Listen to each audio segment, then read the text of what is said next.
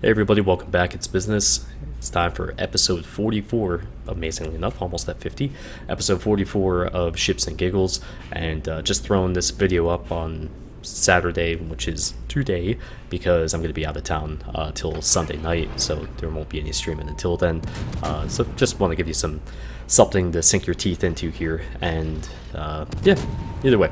So played around with Season 5 and 6 of Ranked Sprint, and I tried to do something different with each of these seasons where in Season 5 I just did cruisers, Season 6 I just did battleships. So Season 5 I try to get as many different wins, or I'm sorry, wins in as many different ships as possible.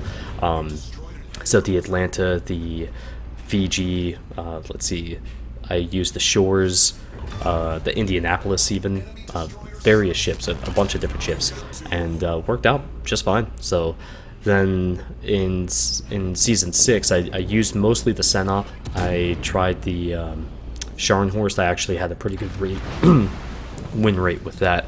It's all about those torps and just obviously being able to get the secondaries shooting at destroyers and stuff, because the more you do that, the more likely they're going to go ahead and get wrecked. But that little save a star option there with the torpedoes means a lot, because you take another ship down with you when you're at the end of the game and stuff. You might be able to save your star, and that ended up saving my ass a couple times. But otherwise, what other ship did I use? The Leon, and that was a huge mistake. Not having the ship is just not competitive at the tier at all when it comes to dealing with other battleships. You just can't do anything, especially not with the Senop that's in the game now. So if you don't have the overmatch ability, then you're pretty much just a sitting duck. So, but those were the only 3 ships that I used for Season 6. But I do much prefer the sprint ranked games, because they tend to be some different ships that it's not the high tier stuff, and it's, to me, that's a huge benefit, and that's a good reason for me to try to jump in and play it. It also is short. It's not a grind the same way, because it's not that hard. You get a few wins, cool, pretty much over. I mean, it's just a nice little distraction, short term, get it over with, and it's a good way to mix up the gameplay. And there were some really good games in there. Had 183,000 damage, almost 3,000 base XP game in the Senop. Did not think that was going to happen. Some of the totals that I saw with some of these guys playing, holy crap. I just can't believe some of these games that people get in just a 7v7. And, that's pretty damn amazing. But I do look forward to the next iteration of Ranked Sprint. Hopefully it's something a little different, but I figure if it's any lower, we're going to be dealing with something like if it's tier 5, and I don't expect that to be the case, we're going to have obvious issues with like ships like the Caesar and probably the Exeter as well. Those will be very important ships to use for competitive play. If it's at that tier 6, we'll probably see the same thing with like the Mutsu, the West Virginia, because again, the overmatch ability, without question, of course, the 406 are going to overmatch whatever they face under tier 8. But a lot of the 356mm guns are, they're perfectly capable of doing the same thing too. But you get a little bit more out of your money, I think, with the 406s. And yeah, I knew that was a Ram situation one way or another, because yeah, I don't know. I didn't think that was going to work out in our favor, and I figured the best possible impact that I could have would be to focus on getting the cruisers out of the way and see if I could get either the Kerr first or the Montana. The Montana is the one that obliged, so there we are. Now, in this particular game, you can see that it's a 9v9. I had this game, I think, like the 30th of June or 29th of June, something like that. It's a 9v9 because it's late night with carriers, and the carriers in the queue, they found the match, and unfortunately a bunch of us got dragged into it. But it's not a full game, so one of those limitations with carriers that I never really understood, because any type of game, any type of match that a carrier is going to be in, the fewer players that are in it, the more powerful the carriers become. So yeah, so much for game balance. So super cool. But decide to take shots here at the Neptune, well, either one of them, and get rewarded nicely. That was sloppy ass dispersion, but I only needed a couple shells to find their mark, and they did, so there we go. But basically, the idea is to try to make sure our carrier is going to be able to do some work here by getting rid of their best AA. And in doing so, now the other Neptune has gone ahead and beached himself, and this is what I'm talking about when it comes to this ship. I can aim high or low, and the shells still often just fall short. And dispersion is, despite what people who have no idea how to play are concerned, dispersion is not something you control. I could have easily killed him if dispersion was exactly the way I wanted it to be, but I can't control that. And yeah, a couple of those shells ended up high. That's a factor of any type of RNG there. And finally it goes down, and we're already at 108,000 damage, so that's a pretty ridiculous start. But I was hoping for a dev strike on him too, for obvious reasons. Less time I'm spending on him is more time I'm spending on shooting at somebody else. So, especially because it's kind of like a foregone conclusion that the guy's gonna die anyways. But anyhow, kind of disappointed in that salvo there. Just the inconsistencies with the ship. You know, even at this type of range here, it can hurt quite a bit when you're not doing the damage you should be doing, because you know, basically every single pen with this ship is over 5,000 damage. So it's easy math. You get 5 pens, you should be doing 30,000 damage. I obviously sent that way too far to the back, but again, still under the damage that I should be doing to the ship, and that's again super frustrating. But anyways, moving into the cap here, the enemy's Zao was taken out, and we just lost our tier 8 destroyer, the Terrible, and that was from the carrier, unsurprisingly, using rockets. Nobody could have guessed that.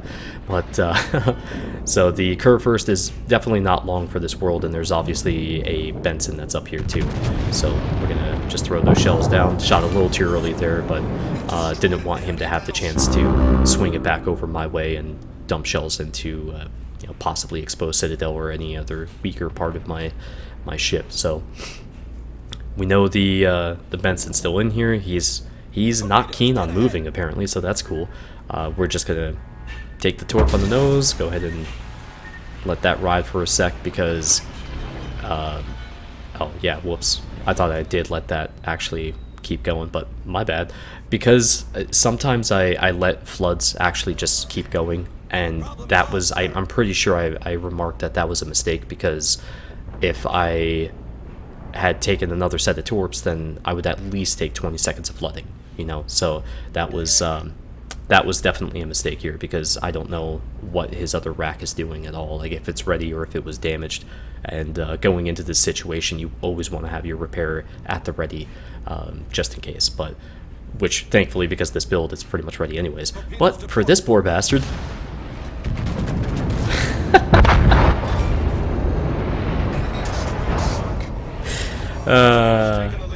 I love when these shells go lengthwise into a enemy destroyer. That's so good. So we end up getting the assisted cap, but yeah, you can't do that. It's better if you're broadside against the battleship, because your shells, or I'm sorry, the shells that are coming in at you, they're far less likely to be able to have the time to arm twice, which is a problem.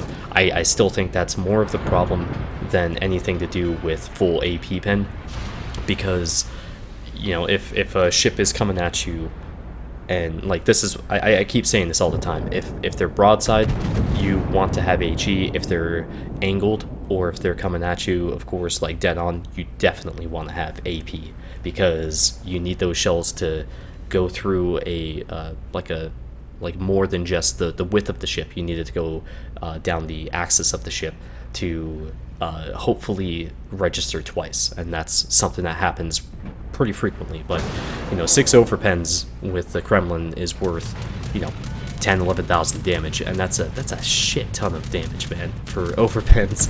So I really haven't seen a need to switch over to AG.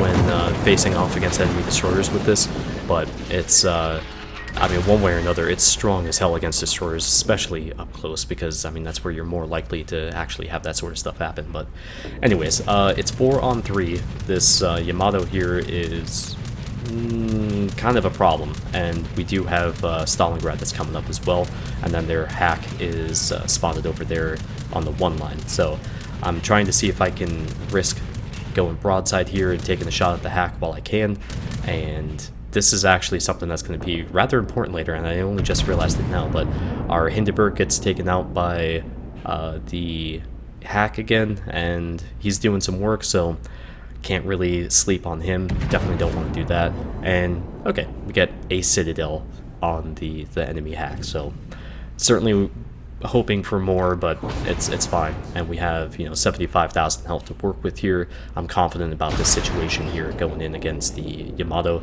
I do have the Izumo behind me, and I'm just gonna have to deal with whatever damage that is coming from the enemy carrier, and we'll figure it out from there. So I'm trying to see if I can just basically have these shells drop in on the turrets, because I want to disable them. If I can disable them, then that's great.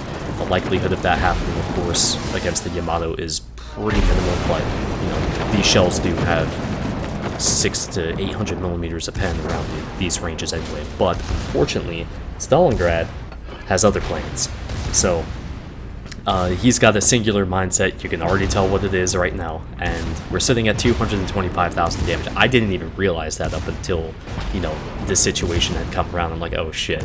So I'm trying to see if I can avoid the ram here, and I know I can't. And this is one of those things, man. The Kremlin just begs for being, like, begs to getting rammed, and I was hoping my rear turret would actually line up and get a decent hit there, but it didn't, so it just bounces.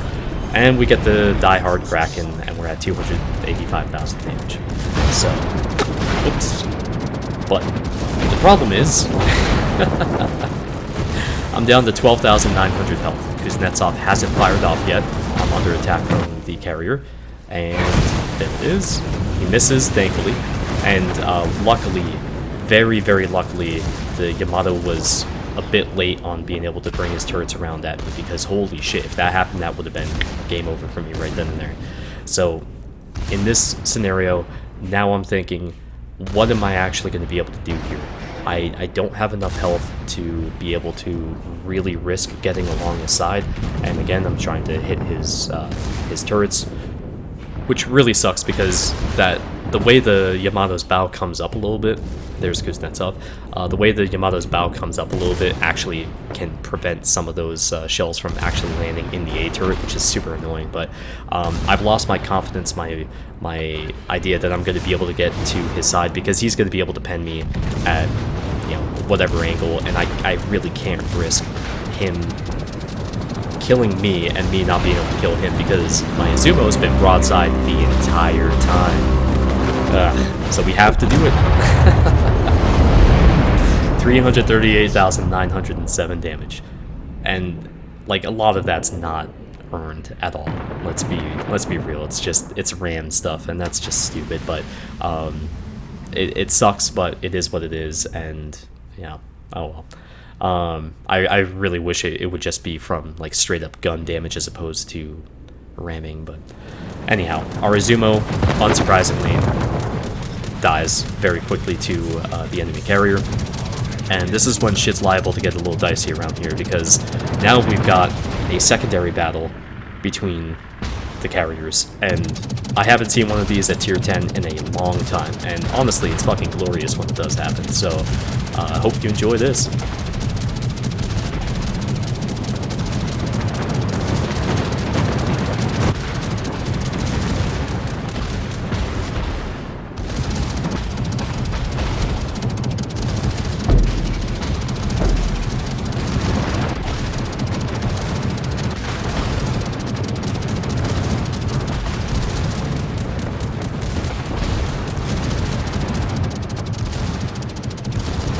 So the more I think about this, as far as like why this is so awesome and epic to watch, it's just because of the frequency of it, but you know, carriers versus carriers in a secondary duel while they're trying to take each other out with their planes. But all the flak, all the colored tracers and stuff, thanks to the little mod that I run there for the AA tracers, you know, just the whole situation is awesome to watch, and I'm glad I got some sort of damage on him earlier, which it would have been more, of course, but it did ultimately lead to our carrier being able to seal the deal, so high five to him.